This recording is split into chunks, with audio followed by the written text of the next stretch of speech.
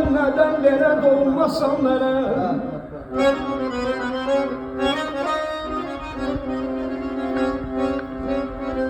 Bilmem neden vere doğmasan vere. Bir böyle güzelin yadın içinde.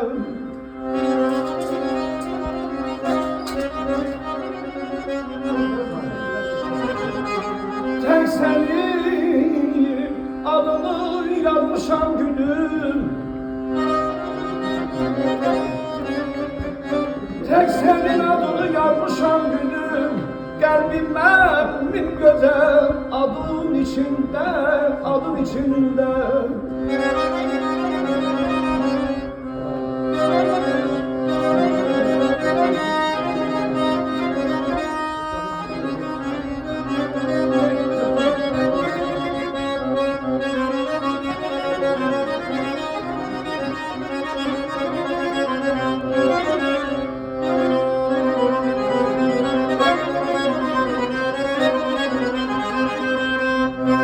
Eşkinden çağlayan bir bülbül oldum.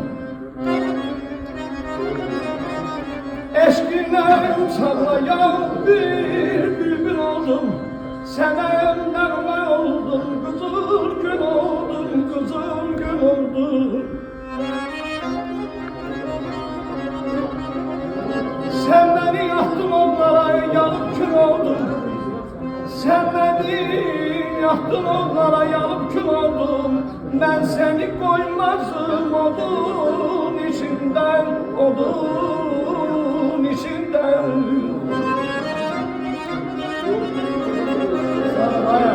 Allah sana var.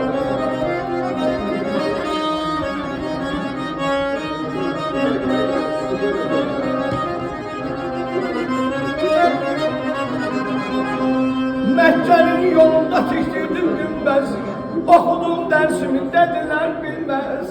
Bizim Seyit evimize, bizim güzel sanatkarımıza kömek olsun o göze görünmez. Ay aman aman, aman aman, aman